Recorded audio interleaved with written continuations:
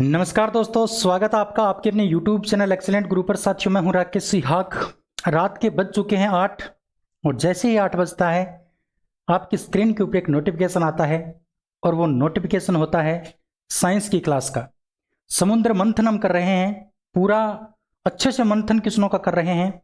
20 क्वेश्चनों का रोजाना हम डिस्कशन करते हैं और 20 क्वेश्चन का जितना संभव हो पाता है उतना डिटेल में आपको बताने की कोशिश करता हूं, जहां से एग्जाम में क्वेश्चन फंसने के चांसेस बहुत ज़्यादा हैं। और उम्मीद करूंगा आपको पसंद भी आ रहा होगा, आप अच्छे से अपनी प्रिपरेशन कर रहे होंगे। इसके साथ साथ मैं आपको धन्यवाद भी देना चाहूँगा, आपने इस क्लास को इतना प्यार दिया, सपोर्ट किया। ऐसे ही अपना प्यार बनाए रखिए। मैं आपके लिए बेहतर कंटेंट देने की कोशिश करता रहूँगा, आपके लिए मेहनत करने की कोशिश रेगुलर तरीके से करता रहूँगा। बस आप भी अपनी कंटिन्यूटी बनाए रखिए, इस चैनल से जुड़े रहिए। आपकी एक सीट पक्की होने वाली है, या फिर ये कह सकते हैं कि साइंस की वजह से आपका जो जॉब है वो नहीं रुक सकता अब की बार। क्योंकि मैंने अगर साइंस पढ़ के या पढ़ा के या तैयारी करके मैंने अगर नौकरी ली है तो आप भी ले सकते हैं। मैं कर सकता हूं तो आप तो आराम से कर सकते हैं, मैं ये मानता हूं। और मैं आपको अच्छे से गाइड करूंगा कि आपको क्या करना है, क्या नहीं करना है, साइंस में क्या पढ़ना है, कैसे पढ़ना है, वो मैं आपको बता रहा हूँ रेगुलर तरीके से। इसके अलावा जो भी आपको कोई सजेशन चाहिए, कोई हेल्प चाहिए, तो आप मेरे से संपर्क कर सकते हैं कमेंट के माध्यम से, व्हाट्सएप के माध्यम से, कैसे भी करके मेरे पास आपका जो डाउट है वो पहुंचा दीजिए। आपका डाउट क्लियर कर दिया जाएगा, किसी भी प्रकार का कोई डाउट है तो।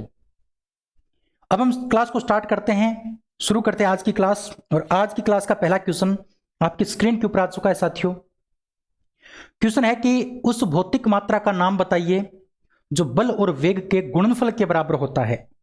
अगर आपको याद है तो कल वाली क्लास में शक्ति के बारे में बताया था। शक्ति यानी पावर के बारे में मैंने कुछ बताया था आपको। मैंने आपको बताया था इसके कुछ सूत्र बताए थे मैंने आपको। इसका जो पहला सूत्र था वो था P बराबर W/T, यानी कार्य बटे समय।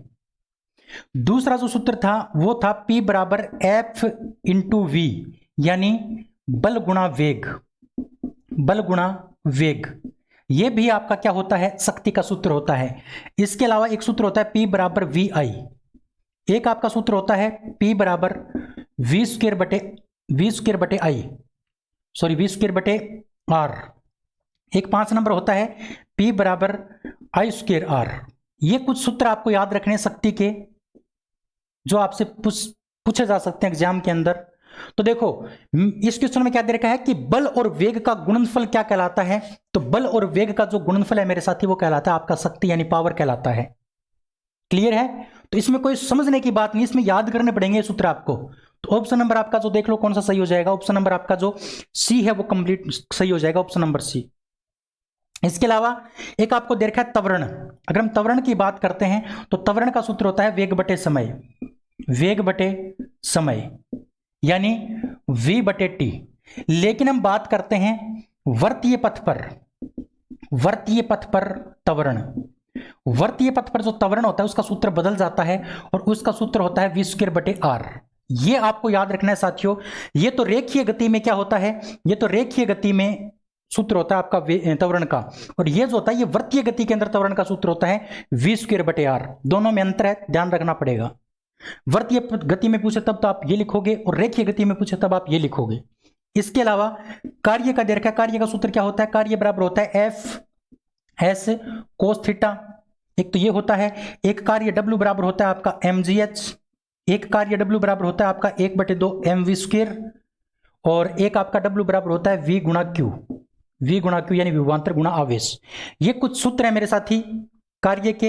ये कुछ सूत्र मैंने आपको त्वरण के बताए, ये सूत्र मैंने आपको शक्ति के बताए हैं। उम्मीद करूंगा आपको समझ में आया होगा। स्क्रीनशॉट इसका ले लीजिए, बहुत अच्छी बात मैंने आपको बताई है। ठीक है, चलिए चलते हैं। इसी प्रकार से अगर आप पढ़ोगे ना तभी आपके कॉन्सेप्ट क्लियर होंगे, तभी आप हर प्रकार के क्वेश्चन कर पाओगे। इसीलिए मैं बोलता हूं कि PDF आप डाउनलोड कर लेते हो, क्लास को देखते नहीं हो, ये चीज आपको पढ़ने को नहीं मिलेंगी। फिर अगर मैं पीछे बता चुका हूं तो आपका रिवीजन हो जाता है, और कई चीजें ऐसी भी होती हैं जो मैं आपको पीछे नहीं बता पाता हूं, वो मैं आगे आगे शामिल करता पूरी कंप्लीट आपको करवा दूंगा।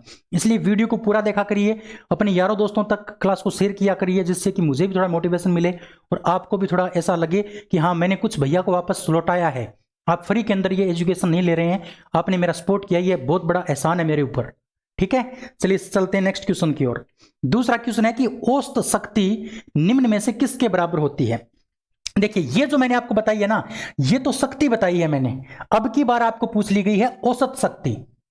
औसत शक्ति का सूत्र क्या है ये आपसे पूछ लिया गया है। तो अगर हम बात करते हैं मेरे साथी औसत शक्ति की, औसत शक्ति की बात करें ना, तो इसका सूत्र हो जाएगा कुल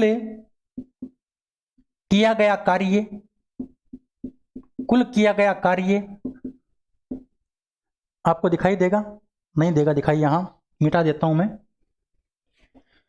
ये मिटा देता हूं मैं, यहां पर बताऊंगा आपको मैं। देखिए शक्ति का ये मैंने आपको कुछ बताए थे सूत्र। अब हम बात करते हैं औसत शक्ति की, औसत शक्ति की एवरेज पावर की बात करते हैं। औसत शक्ति का जो सूत्र होता है वो होता है किया गया कार्य, किया गया कार्य बटा कुल समय, कुल समय, क्योंकि शक्ति का सूत्र होता है कार्य बटे समय, तो यहां पर किया गया कुल कार्य हो जाएगा, किया गया कुल कार्य, किया गया कुल कार्य, और यहां पर समय है उसकी जगह आ जाएगा आपका कुल समय, ये आपकी औसत शक्ति आ जाएगी। क्योंकि औसत शक्ति उसी की निकल सकती है जिसमें कई शक्तियां हमें दे रखी हैं, तो उनकी अगर हमें औसत शक्ति निकालनी, उसका एवरेज निकालना है, तो किया गया कुल कार्य ऊपर लिख दोगे और कुल समय आप नीचे लिख दोगे। इसके अलावा आप इस प्रकार से लिख सकते हो, अथवा कुल प्रयुक्त ऊर्जा, कुल प्रयुक्त ऊर्जा बटे कुल समय। एक ही बात है मेरे साथी दोनों की, क्योंकि कार्य एक प्रकार की ऊर्जा होती है। यहां पर किया गया कुल कार्य लिख दिया और यहां पर कार्य की जगह मैंने क्या लिख दिया, ऊर्जा लिख दिया। तो कुल प्रयुक्त ऊर्जा, जितनी उसने ऊर्जा काम में ली है वो कुल ऊर्जा बटे कुल समय, यह आपका औसत शक्ति का फॉर्मूला होता है जो आपको याद करना है, याद रखना है। अब इसके आधार पर आपको ऑप्शन में देख लो कौन सा दे रखा है। ऑप्शन में आपको दे रखा है मेरे साथी डी में, ऑप्शन नंबर डी में दे रखा है कुल प्रयुक्त ऊर्जा बटे कुल समय। ऑप्शन नंबर डी आपका इस क्वेश्चन का क्या हो जाएगा, राइट आंसर हो जाएगा। बताओ समझ में आया कि नहीं आया। आप कहोगे बिल्कुल आ गया, तो ये लिख लेना है आपको। शक्ति के बता दिए मैंने, औसत शक्ति का सूत्र बता दिया। यही सूत्र आपसे शक्ति के बारे में पूछे जा सकते हैं और इन्हीं के ऊपर आपको न्यूमेरिकल पूछे जा सकते हैं। तो न्यूमेरिकल में साथ साथ में आपको करवा रहा हूं, और जैसे ही मेरे को टाइम मिलेगा मैं कुछ क्लासेज अकेले न्यूमेरिकल के अलग से लगा दूंगा, जिससे कि सारे न्यूमेरिकल आपके क्लियर हो जाएंगे। ठीक है, चलिए आगे बढ़ते हैं। नेक्स्ट 3 नंबर क्वेश्चन, कि यदि 40 न्यूटन भार वाली कोई लड़की 160 वाट की शक्ति से 20 सेकंड तक रस्सी पर इस प्रकार से चढ़ती है, तो वह कितनी ऊंचाई तक पहुंच सकेगी 20 सेकंड के बाद, यह आपसे पूछा है। तो देखिए ऊंचाई आपको पूछ ली है, तो पहले क्वेश्चन में जो दे रखा है ना, उस क्वेश्चन में दिए हुए मानों को आपको लिखना पड़ेगा। इसमें आपको क्या क्या दे रखा है, देखो एक दे रखा है 40 न्यूटन भार। साथ ही जो भार होता है ना, भार वो पृथ्वी के ऊपर द्रव्यमान के बराबर ही होता है, ये मैं आपको पीछे बता चुका हूं। भार या द्रव्यमान को पृथ्वी के ऊपर हम क्या लिखते हैं, एम के द्वारा डिनोट करते हैं, और एम का मान आपको दे रखा है 40 न्यूटन या फिर 40 केजी, एक ही बात है। क्यों? क्योंकि पृथ्वी के ऊपर द्रव्यमान और भार एक जैसे होते हैं, लेकिन अंतरिक्ष के अंदर भार अलग हो जाता है और द्रव्यमान अलग होता है। भार का जो मात्रक है वो तो न्यूटन होता है और द्रव्यमान का मात्रक केजी होता है, लेकिन पृथ्वी के ऊपर केजी और न्यूटन एक ही होते हैं, एक जैसे उनके मान होते हैं। इसलिए मैं न्यूटन की जगह केजी भी लिख सकता हूं, आप न्यूटन भी लिख सकते हो, कोई दिक्कत की बात यहां पर नहीं है। आगे बात करते हैं, इसमें आपको लड़की के द्वारा उपयोग में ली गई शक्ति भी दे रखी है। पी का मान आपको दे रखा है, वो दे रखा है 160 वाट। कितना दे रखा है, 160 वाट दे रखा है। इसके अलावा आपको समय भी दे रखा है, समय यानी टी का जो मान दे रखा है वो दे रखा है आपको 20 सेकंड। टी का मान आपको दे दिया 20 सेकंड, और आपसे पूछा क्या है, उसने कितनी ऊंचाई ग्रहण की, यानी वो कितनी ऊंचाई तक पहुंच सकेगी, यानी आपको ऊंचाई का मान ज्ञात करना है, यानी कहने का मतलब एच का मान आपको ज्ञात करना है। तो साथ ही यहां पर हमें शक्ति दे रखी है, तो शक्ति का सूत्र हमें पता होना चाहिए, और शक्ति का सूत्र होता है P बराबर होता है आपका W बटे T। और इस W की जगह मैं क्या लिख सकता हूं, इसकी जगह मैं mgh लिख सकता हूं। आप कहोगे mgh क्यों लिखा, क्योंकि यहां पर हमें m का मान दे रखा है और h का मान पूछा है, इसलिए हम ऐसा सूत्र काम में लेंगे जिसके अंदर m आ जाए और h आ जाए। वैसे कार्य के मैंने आपको 3-4 सूत्र बताए थे, उसमें से आपको एक सूत्र काम में लेना है, उसमें से यही सूत्र काम में ले पाएंगे। क्यों? क्योंकि इसके अंदर m का मान दे रखा है और g का मान 10 होता ही है, और आपको h का मान ज्ञात करने, इसलिए ये सूत्र काम में ले लेंगे और बट्टा में क्या कर देंगे, t कर देंगे। अब देखो इस P का मान आपको दे रखा है, कितना दे रखा है, 160। बराबर m का मान 40 दे रखा है, g का मान आप लिख सकते हो 10, h का मान आपको ज्ञात करना है, बटे t का मान आपको दे रखा है 20। इसको काट देंगे कितनी बार? 2 बार। अगर हम h का मान निकालेंगे तो पहले लिखेंगे h बराबर, पहले लिखेंगे 160 और ये h के ये दोनों संख्या गुणा में है, ये भाग में से ले जाएंगे यानी बट्टा में 20 आ जाएगा। इसको काट देंगे तो h का मान मेरे साथी कितना आएगा? h का मान निकल के आएगा 8 मीटर। क्या निकल के आएगा? 8 मीटर। क्योंकि ऊंचाई का जो मात्रक होता है वो मीटर होता है। इस क्वेश्चन में तो कोई लोचा नहीं है क्योंकि इसमें सभी में मीटर में मान दे रखे हैं, लेकिन अगर सेंटीमीटर में, किलोमीटर में मान दिए होते तो आपको वही चूज करना था जिसके आगे मीटर लगा होता। ठीक है, तो ऑप्शन नंबर आपका जो सी है वो इस क्वेश्चन का क्या होगा? करेक्ट आंसर होगा। बताओ क्वेश्चन समझ में आया कि नहीं आया? अरे कोई डाउट है, कोई दुख तकलीफ है तो बताओ मेरे को। चलिए फिर आगे बढ़ते हैं। क्वेश्चन नंबर 4 की बात करते हैं। 4 नंबर क्वेश्चन है कि एक अधिक शक्तिशाली इंजन कम समय में अधिक कार्य कर सकता है। जैसे एक हवाई जहाज कार की तुलना में कम समय में अधिक दूरी तय करता है, अतः हवाई जहाज कार से अधिक शक्तिशाली है। यह निम्न में से किसका उदाहरण है? यानी हवाई जहाज और कार की अगर तुलना करते हैं तो हवाई जहाज ज्यादा शक्तिशाली होती है और कार कम शक्तिशाली होती है। ये किसके उदाहरण है? शक्तिशाली, कम शक्तिशाली, ज्यादा शक्तिशाली, ये शक्ति के उदाहरण है मेरे साथी। किसके उदाहरण है? शक्ति के। तो ऑप्शन नंबर आपका जो बी है ना वो इस क्वेश्चन का बिल्कुल करेक्ट हो जाएगा। ऑप्शन नंबर बी बिल्कुल सिंपल सा क्वेश्चन है। अगर ऐसे क्वेश्चन आपके एग्जाम में आते हैं ना तो ये मान लो आपके फ्री के नंबर हैं, अगर थोड़ा सा भी अगर आपको ज्ञान है तो। ठीक है, चलिए आगे बढ़ते हैं फिर। नेक्स्ट 5 नंबर क्वेश्चन कि 80 केजी की एक वस्तु को 40 मीटर की ऊंचाई तक लगभग 50 सेकंड में ऊपर उठाने हेतु आवश्यक औसत शक्ति ज्ञात कीजिए। आपको शक्ति ज्ञात करनी है। देखिए क्वेश्चन में जो आपको दे रखा है ना पहले वो लिख लो। आपको दे रखा है 80 केजी की वस्तु है, 80 केजी की वस्तु, यानी इसमें m का जो मान हमें दे दिया वो कितना दे दिया? 80 केजी दे दिया। कितने मीटर ऊंचाई तक उठानी है उसको? h का जो मान दे दिया वो 40 मीटर दे दिया। कितने सेकंड में? 50 सेकंड में, यानी t का जो मान दे दिया वो 50 सेकंड दे दिया, 50 सेकंड। और आपको ज्ञात क्या करनी है? यानी p का मान आपको ज्ञात करना है। तो p बराबर होता है w बटे t, ये हमें पता है। और w को लिख सकते हैं mgh बटे t। ये क्यों लिखा वो आपको मैं कारण बता चुका हूं, क्योंकि यहां पर mh दे रखा है इसलिए हम यही सूत्र काम में लेंगे। m का मान आपको दे दिया 80, g का मान आपको 10 काम में लेना है और h का मान आपको दे रखा है 40 बटे t का मान आपको दे रखा है कितना? 50 सेकंड। इसको अगर आप साथी हल करते हो तो ये 0 से 0, 5 8 40 और 8 को गुणा करते हो तो 640 जूल, ये आपका जो वाट है वो आ जाएगा, वाट।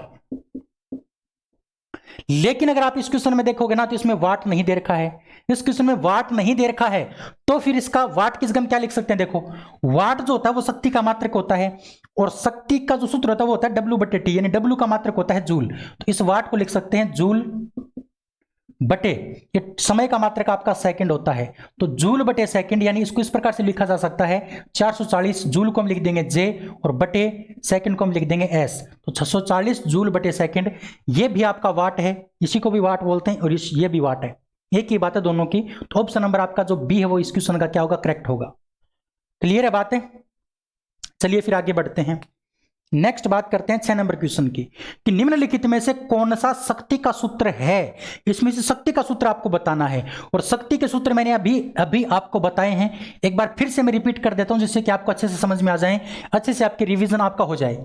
अगर हम शक्ति की बात करते हैं, पी की बात करते हैं तो पहला सूत्र होता है आपका W बटे टी। दूसरा सूत्र होता है मेरे साथी P बराबर F गुणा V, मतलब बल गुणा वेग। तीसरा जो सूत्र होता है वो होता है P बराबर VI। चौथा जो सूत्र होता है वो होता है P बराबर V स्क्वायर बटे R। पांचवा सूत्र होता है P बराबर I स्क्वायर R। ये आपके 5 सूत्र होते हैं शक्ति के जो आपको याद करने हैं। तो इसमें से देखो कौन कौन सा दे रखा है। ऑप्शन नंबर ए P बराबर V स्क्वायर बटे R, बिल्कुल ये होता है। ऑप्शन नंबर ए भी आपका सही है। बी को देखो P बराबर VI, बिल्कुल ये भी होता है। ऑप्शन नंबर बी भी ठीक है। ऑप्शन नंबर डी को देखो P बराबर I स्क्वायर गुणा R, I स्क्वायर गुणा R, ये भी होता है। यानी पहला, दूसरा और चौथा तीनों ही हैं। इसका मतलब ऑप्शन नंबर आपका जो सी है ना वो क्वेश्चन करेक्ट हो जाएगा, ऑप्शन नंबर सी, क्योंकि इनमें से सभी के सभी आपके क्या हैं? शक्ति के सूत्र हैं। बताओ समझ में आया कि नहीं आया? तो ये बात मैं आपको पीछे भी बता चुका हूं, एक बार फिर से बता दी है। स्क्रीनशॉट अगर इसका लेना चाहो तो आप ले सकते हो, आपकी मर्जी है, आप मर्जी के मालिक है मेरे साथी, आप करोगे वैसा ही होगा। चलिए फिर आगे बढ़ते हैं। 7 नंबर क्वेश्चन, ऊर्जा संरक्षण के सिद्धांत के संबंध में कौन सा कथन सही है? ऊर्जा संरक्षण का सिद्धांत होता क्या है, पहले आपको वो पता होना चाहिए। अगर हम बात करते हैं ऊर्जा संरक्षण के सिद्धांत की, ऊर्जा संरक्षण का सिद्धांत क्या है? अगर ऊर्जा संरक्षण के सिद्धांत की बात करते हैं मेरे साथी, तो ये जो सिद्धांत है इसका नियम क्या है, ये है क्या, इसका कथन आपको पता होना चाहिए कि ऊर्जा को न तो उत्पन्न कर सकते और न ही नष्ट कर सकते हैं, बल्कि इसे एक रूप से दूसरे रूप में बदला जा सकता है।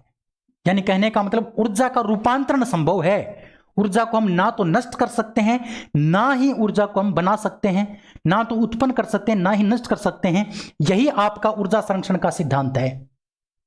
अब आपको इसमें से देखना है कौन सा आपका सही होगा। ऑप्शन नंबर ए देखो कि ऊर्जा का केवल निर्माण किया जा सकता है। नहीं मेरे साथी, ऊर्जा का निर्माण नहीं किया जा सकता। ऑप्शन नंबर ए तो गलत है। ऑप्शन नंबर बी को देखो, ऊर्जा को केवल नष्ट किया जा सकता है। नहीं, नष्ट भी नहीं किया जा सकता। ऑप्शन नंबर बी भी गलत है। ऑप्शन नंबर सी देखो, ऊर्जा का निर्माण किया जा सकता है और इसे नष्ट भी किया जा सकता है। नहीं, गलत बात है। ना तो उत्पन्न किया जा सकता और ना ही इसको नष्ट किया जा सकता। ऑप्शन नंबर डी देखो, ऊर्जा को न तो निर्मित किया जा सकता और न ही नष्ट किया जा सकता। यही बात सत्य है आपकी, इसलिए ऑप्शन नंबर जो डी है ना, वो आपका करेक्ट हो जाएगा इस क्वेश्चन का। बताओ समझ में आया कि नहीं आया? तो ये आपको लिखना है अपनी कॉपी के अंदर, इसका स्क्रीनशॉट ले लीजिए, बाद में लिख लीजिए, आपको समझ में आ जाएगा। ठीक है, आगे बढ़ते हैं फिर। नेक्स्ट 8 नंबर क्वेश्चन कि यदि वायु प्रतिरोध को नगण्य मान लिया जाए तो मुक्त रूप से गिरते हुए पिंड की स्थितिज और गतिज ऊर्जा का योग क्या होगा? देखिए मेरे साथी, मैं आपको एक इंपॉर्टेंट बात बताना चाहूंगा। एक आपकी होती है यांत्रिक ऊर्जा, एक होती है आपकी यांत्रिक ऊर्जा। और यांत्रिक ऊर्जा जो होती है वो 2 प्रकार की होती है, या फिर इस प्रकार से कह सकते हो कि यांत्रिक ऊर्जा के बराबर क्या होता है? गतिज ऊर्जा प्लस स्थितिज ऊर्जा।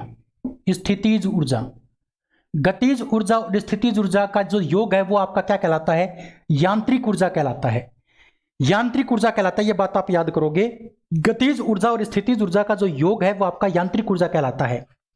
और ये जो यांत्रिक ऊर्जा है मेरे साथी, ये हमेशा स्थिर रहती है। ये हमेशा क्या रहती है? स्थिर रहती है। ये इसकी विशेषता है। ये ना तो कभी भी ज्यादा होती है ना कम होती है।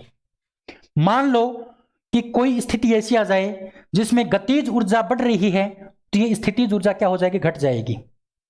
अगर गतिज ऊर्जा घटेगी तो स्थितिज ऊर्जा क्या हो जाएगी? बढ़ जाएगी। यानी कहने का मतलब यांत्रिक ऊर्जा के मान में कोई फर्क नहीं पड़ता। इसका मान जो है ना वो सदैव क्या रहता है? स्थिर रहता है। ये क्वेश्चन पूछा जा सकता है कि यांत्रिक ऊर्जा का मान सदैव रहता है, शून्य, बढ़ता है, घटता है या फिर स्थिर रहता है? तो आप याद रखोगे यांत्रिक ऊर्जा का मान हमेशा स्थिर रहता है। तो आपको यही तो पूछा है कि गतिज ऊर्जा और स्थितिज ऊर्जा का जो योग है, यानी यांत्रिक ऊर्जा जो है वो हमेशा क्या रहती है? स्थिर बनी रहती है। ऑप्शन नंबर जो आपका डी जो है ना वो इस क्वेश्चन का करेक्ट हो जाएगा, क्योंकि गतिज ऊर्जा और स्थितिज ऊर्जा का जो योग है वो यांत्रिक ऊर्जा के बराबर होता है और यांत्रिक ऊर्जा हमेशा स्थिर बनी रहती है। ये इसकी विशेषता है। तो इस क्वेश्चन का जो आपका ऑप्शन नंबर जो डी है ना वो क्या हो जाएगा? करेक्ट हो जाएगा। क्लियर है बात है? क्लियर, समझ में आई कि नहीं आई? अगर हम एक एक्स्ट्रा बात करें, अन्य बात करें, तो जैसे मान लो कोई पत्थर है, कोई पत्थर वो ऊंचाई से गिर रहा है,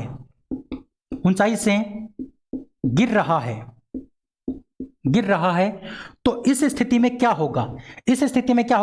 इसमें गतिज ऊर्जा जो है ना, गतिज ऊर्जा में तो क्या होगी? वृद्धि होगी। ये क्वेश्चन आपसे पूछा जा सकता है कि कोई पत्थर ऊंचाई से गिर रहा है तो उसकी गतिज ऊर्जा में क्या परिवर्तन होगा? तो साथी गतिज ऊर्जा बढ़ जाएगी, वृद्धि हो जाएगी। और आपकी जो स्थितिज ऊर्जा है ना, स्थितिज ऊर्जा वो क्या होती जाएगी? कमी होती जाएगी। उसमें वो हर सेकंड के बाद कम होती जाएगी।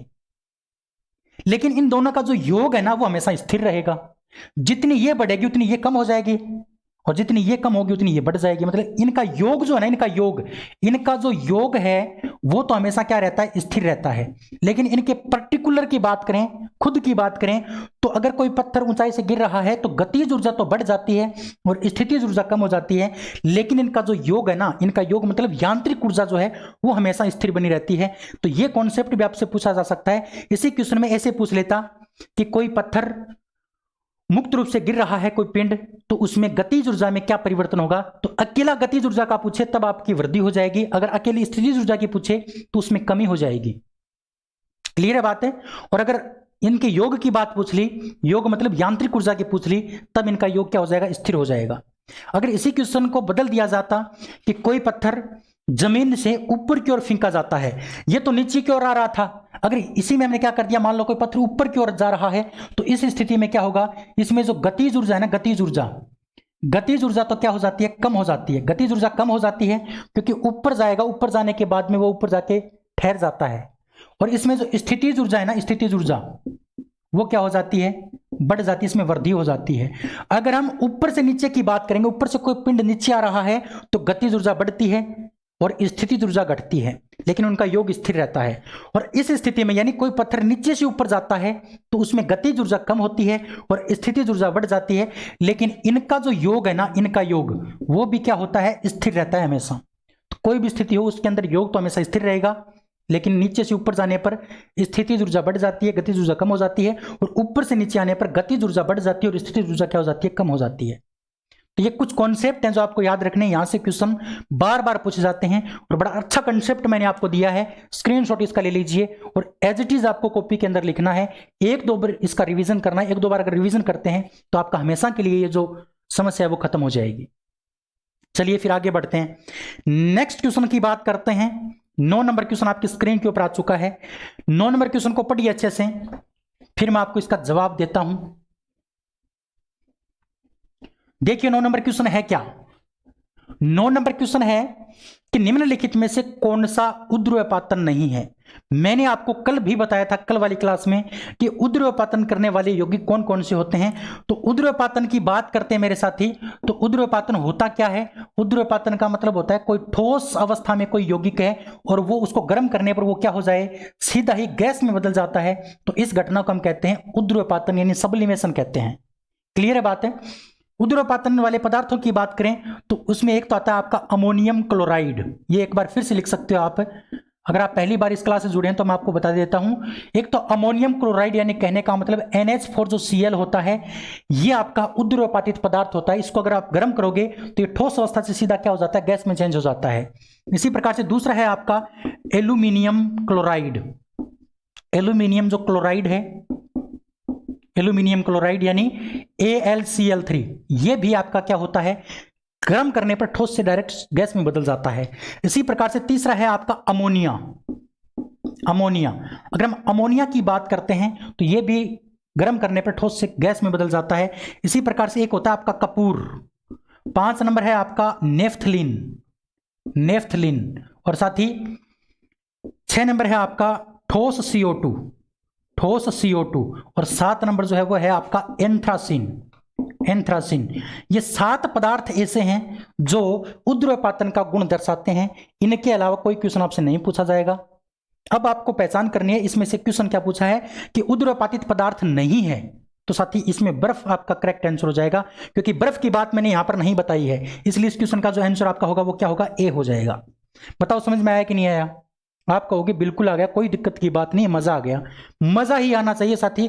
जिस दिन आपको पढ़ाई के अंदर इंटरेस्ट आने लगा, ये मान लीजिए आपका जो मंजिल है वो आपके पास में है, आपको जॉब मिलने वाली है, या आप जो चाहते हैं ना वो आपका होने वाला है। कोई भी काम हो, जिस काम में आपको इंटरेस्ट आने लगे उस काम में आप पूरे ढंग से इन्वॉल्व हो जाते हो और वो काम सक्सेस होके रहता है।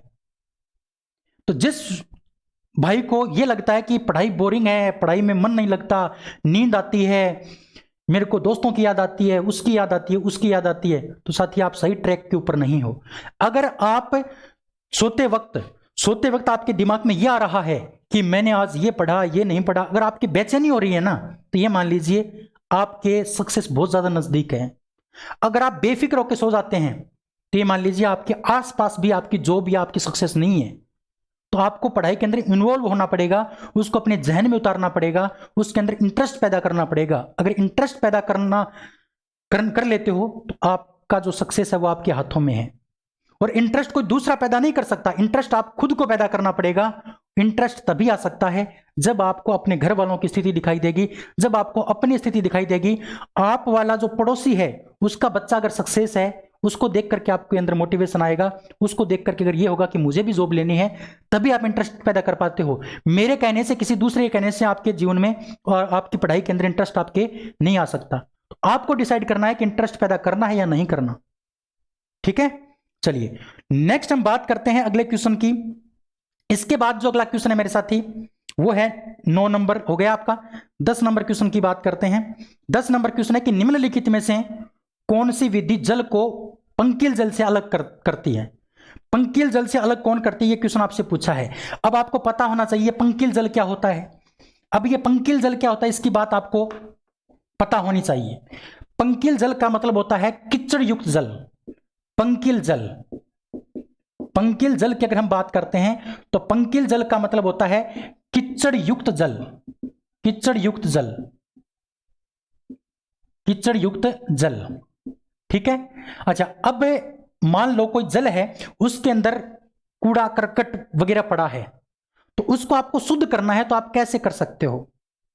जो कूड़ा करकट जो है ना साथी, उसके कणों का आकार बड़ा होता है और पानी के कणों का आकार छोटा होता है। इसलिए आप क्या करोगे, इस पंकिल जल को छान करके क्या कर लोगे, आप जल को शुद्ध कर लोगे। आप इसको छानते हो तो कूड़ा करकट ऊपर रह जाता है और जो पानी है वो नीचे आ जाता है, यानी उसका फिल्ट्रेशन हो जाता है। कहने का मतलब छान करके मतलब फिल्टर करके, उसको क्या करके, फिल्टर करके आप उसको शुद्ध कर सकते हो। और फिल्टर करने को कहा जाता है निस्यंदन करना। निस्यंदन करना, तो आप पंकिल जल यानी जो आपका कीचड़ युक्त जल होता है उसको आप छान करके, उसको आप फिल्टर करके, या फिर आप उसका निस्यंदन करके उसका क्या कर सकते हो, आप उसको शुद्ध कर सकते हो, उसको अच्छा बना सकते हो, स्वस्थ बना सकते हो। ठीक है, ऑप्शन नंबर आपका जो डी है वो आपका करेक्ट हो जाएगा। लेकिन इसमें बात करते हैं मेरे साथी क्रिस्टलीकरण की। क्रिस्टलीकरण क्या होता है, क्रिस्टलीकरण के बारे में मैं आपको बता दूं, यानी कोई भी आपका सॉरी यौगिक होता है, कोई भी यौगिक, उस यौगिक में जल को जोड़ना, उस यौगिक में जल को जोड़ना क्या कहलाता है, आपका क्रिस्टलीकरण कहलाता है। किसी भी यौगिक में जल का जुड़ना क्रिस्टलीकरण कहलाता है। जैसे मान लो CuSO4 है, इसके अंदर मान लो ये 5 अणु पानी के जुड़ गए, तो इसको हम कह देते हैं क्रिस्टलीकरण होना। जैसे FeSO4 है, इसमें 7 अणु पानी के जुड़ गए, इसका मतलब इसको हमने क्या कह दिया, क्रिस्टलीकरण कहना। इसके अलावा एक आपको दे रखा है आसवन। आसवन का मतलब होता है, आसवन जल को शुद्ध करने की एक विधि होती है। इस आसवन विधि में क्या करते हैं हम, इस आसवन विधि में जो जल है उस जल को हम क्या करते हैं, गर्म करते हैं। गर्म करके वापस उसको ठंडा कर लेते हैं, ठंडा, तो हमारा जल क्या हो जाता है, उसके जो कीटाणु होते हैं वो मर जाते हैं और हमारा जल क्या हो जाता है, शुद्ध हो जाता है। इस विधि को हम कहते हैं आसवन विधि। लेकिन पंकिल जल यानी कीचड़ युक्त जल को शुद्ध करने की जो विधि है उसका नाम है निस्यंदन विधि। ऑप्शन नंबर डी इस क्वेश्चन का करेक्ट आंसर है। ठीक है, चलिए आगे बढ़ते हैं। नेक्स्ट क्वेश्चन की बात करते हैं मेरे साथी, 11 नंबर क्वेश्चन कि जल शोधन में कौन सी प्रक्रिया का प्रयोग किया जाता है। जल शोधन का मतलब है जल को शुद्ध करना। अब जल को शुद्ध करने की तो बहुत सारी विधि होती हैं, लेकिन आपको जो ऑप्शन में दे रखा है ना, उसके आधार पर आपको करना है कि इसमें से कौन सी विधि के द्वारा जल को शुद्ध किया जाता है। जल को शुद्ध करने की विधि आपकी निस्यंदन विधि भी है, निस्यंदन विधि। जल को शुद्ध करने की आपकी आसवन विधि भी है। जल को शुद्ध करने की आपकी विपरीत प्रासरण विधि भी है, विपरीत प्रासरण, विपरीत प्रासरण विधि, यानी जो जल का या किसी भी तरल पदार्थ का जो प्रासरण दाब होता है, उस प्रासरण दाब के विपरीत दाब लगा करके जल को शुद्ध किया जाता है, उस घटना को कहा जाता है विपरीत प्रासरण। अब ऑप्शन में देखना इसमें से क्या आपको दे रखा है, तो साथ ही इसमें से आपको दे रखा है विपरीत प्रासरण, तो यही आपका क्या हो जाएगा, करेक्ट हो जाएगा। ये कुछ विधियां हैं जल को शुद्ध करने की, ये जल को शुद्ध करने की विधियां हैं, जल शोधन की कुछ विधियां हैं जो आपको याद रखना है। अब ऑप्शन आपको इनमें से एक मिलेगा, ऑप्शन में तो एक ही मिलेगा आपको। तो ये कुछ विधियां हैं, ये कीटाणु युक्त जल को मारती है, इसमें भी छोटे मोटे कंकड़ पत्थर या फिर कीटाणु वगैरह मारे जाते हैं, इसमें बिल्कुल कीचड़ युक्त जो जल होता है उसको शुद्ध किया जाता है। तो अलग अलग प्रकार के जल के लिए अलग अलग हम काम में लेते हैं। क्लियर है बात है। इसके अलावा साथ ही बात करते हैं हम साइटोलिसिस की। साइटोलिसिस। ये साइटोलिसिस क्या है? ये मैंने आपको पीछे भी बताया था। साइटोलिसिस का मतलब होता है कि आपकी जो कोशिका होती है, कोशिका यानी सेल जो होती है कोशिका, इस कोशिका में जल की अधिकता हो जाती है। जल की क्या हो जाती है? अधिकता। जल की अधिकता हो जाती है, और जल की अधिकता होने से ये जो कोशिका होती है, ये कोशिका ये फट जाती है। जल की अधिकता से कोशिका फट जाती है। इस घटना को हम कहते हैं साइटोलिसिस। क्लियर है बात? तो ये बात आपको याद रखनी थी। इस क्वेश्चन का जो ऑप्शन नंबर आपका जो बी है वो क्या हो जाएगा? करेक्ट हो जाएगा। ठीक है, चलिए आगे बढ़ते हैं, नेक्स्ट क्वेश्चन की बात करते हैं। 12 नंबर क्वेश्चन आपके सामने है कि विलवणीकरण यानी डिसालिनेशन क्या है? विलवणीकरण क्या है? लवण का मतलब होता है नमक, नमकीन पदार्थ। विलवणीकरण का मतलब नमक को अलग करना। तो पानी को शुद्ध करने की एक विधि है मेरे साथी, जिसमें से नमकीन अलग कर दिया जाता है, मतलब नमक को अलग कर दिया जाता है।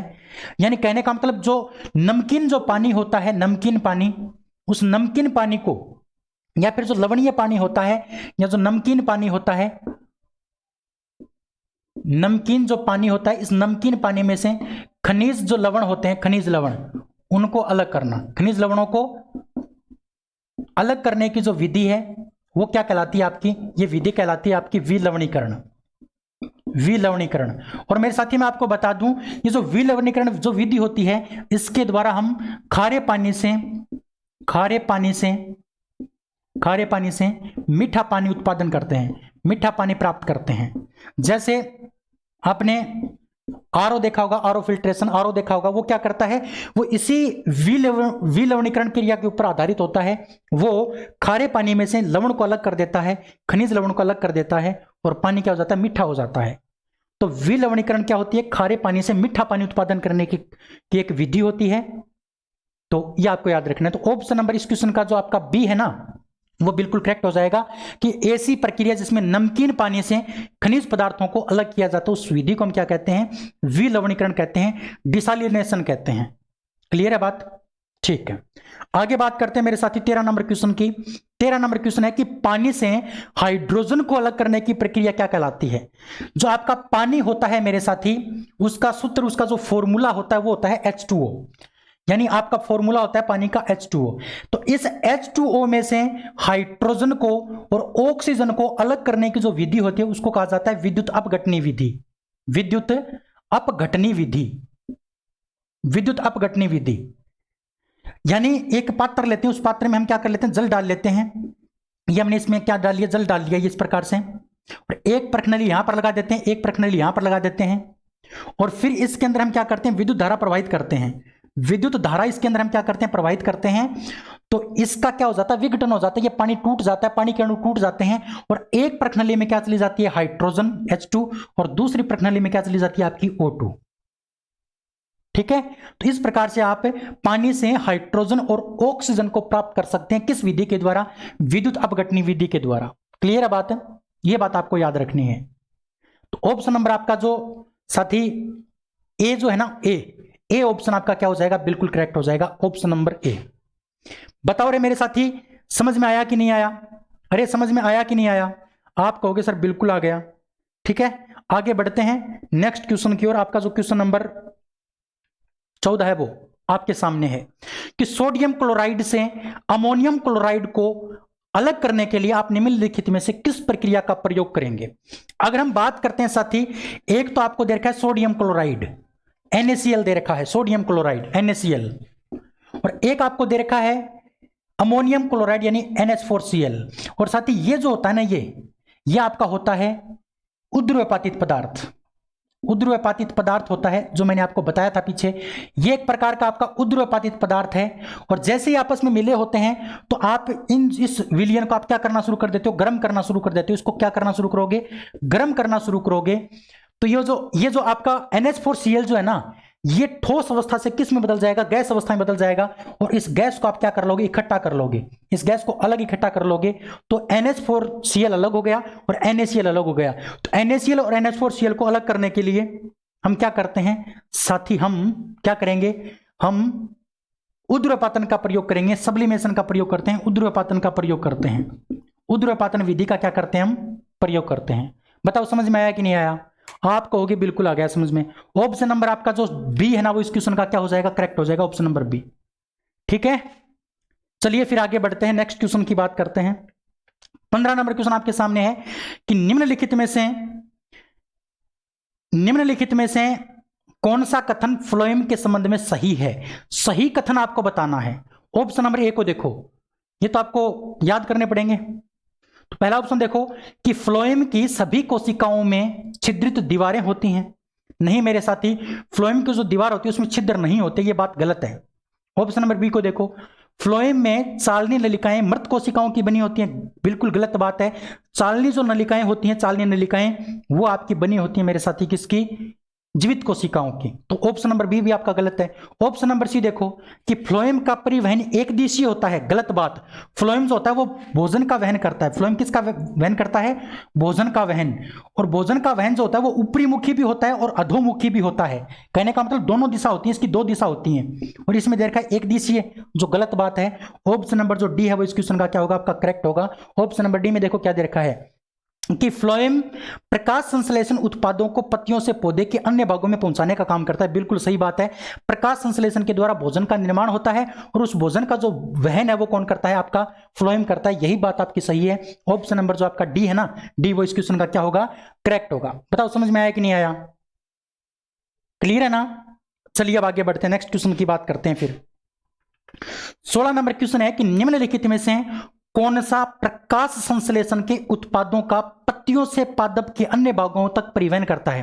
तो अभी अभी बताया था, प्रकाश संश्लेषण के द्वारा किसका निर्माण होता है, भोजन का निर्माण होता है। और भोजन का जो वहन है वो कौन करेगा, तो साथी ध्यान रखना, वो फ्लोएम करेगा। कौन करेगा, फ्लोएम करेगा। फ्लोएम एक उत्तक होता है जो भोजन का वहन करता है, और एक होता है आपका जल का वहन करने वाला, उसका नाम होता है जाइलम।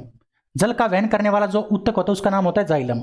तो ऑप्शन नंबर साथी जो आपका डी है वो इस क्वेश्चन का करेक्ट होगा, ऑप्शन नंबर डी। ठीक है, तो प्रकाश संश्लेषण की क्रिया के द्वारा जो भोजन बनता है पत्तियों के अंदर, उसको अन्य भागों तक पहुंचाने का काम कौन करता है, फ्लोएम करता है। ऑप्शन नंबर डी इस क्वेश्चन का करेक्ट है। लेकिन हम बात करते हैं ऑप्शन नंबर ए की, कोलेन काइमा की। कोलेन काइमा, कोलेन जो काइमा है साथी, ये क्या काम करता है, तो ये जो है ना मेरे साथी, ये कोलेन काइमा एक उत्तक होता है, और ये उत्तक पौधे की जो टहनी होती है, टहनी, उसमें लचीलापन प्रदान करता है। टहनियों में लचीलापन प्रदान करने का जो कार्य है वो किसका होता है, वो आपका कोलेन काइमा का होता है। एक होता है आपका दृढ़ तोतक। दृढ़ तोतक मतलब दृढ़ उत्तक, इसको हम कहते हैं स्क्लेरेन काइमा। स्क्लेरेन काइमा, स्क्लेरेन काइमा। और ये क्या करता है, ये जो आपका कोई भी आपकी बाहरी जो परत होती है, बाहरी परत, कोई भी पौधे की जो बाहरी परत होती है उसको कठोर और मजबूत बनाता है। उसको कठोर व मजबूत बनाने का काम किसका होता है, इस स्क्लेरेन काइमा का होता है। और साथ ही एक होता है आपका पेरेन काइमा। एक होता है आपका पेरेन काइमा, मर्दूतक जिसको कहा जाता है।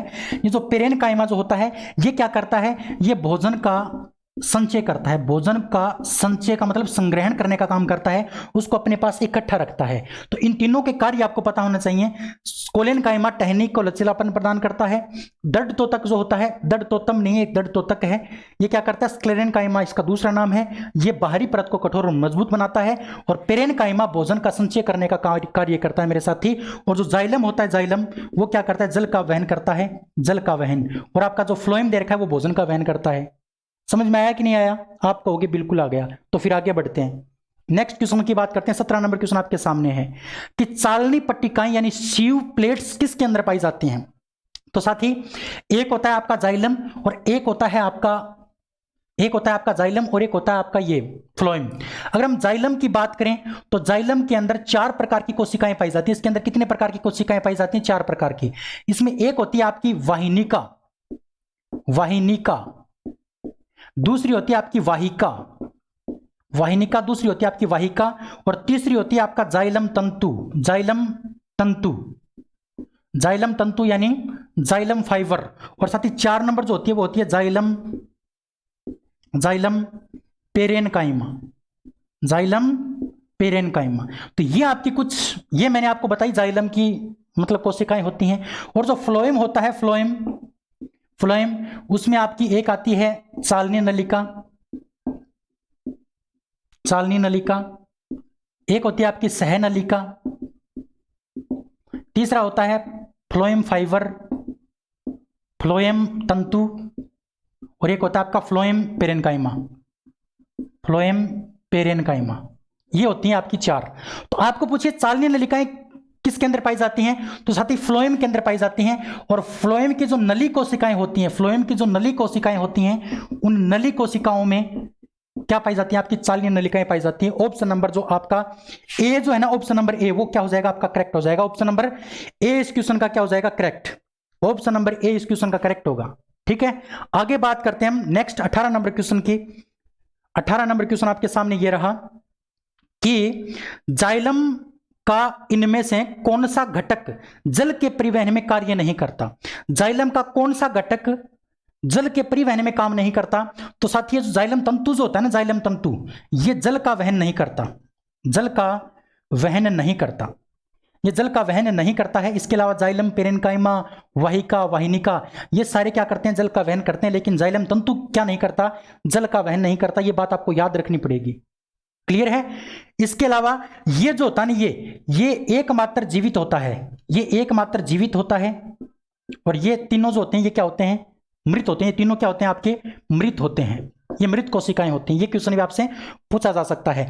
तो जाइलम जो तंतु होता है वो जल का वहन नहीं करता है, ठीक है, ये बात आप याद रखोगे। ऑप्शन नंबर जो आपका सी जो है वो इस क्वेश्चन का क्या हो जाएगा, करेक्ट हो जाएगा, ऑप्शन नंबर सी।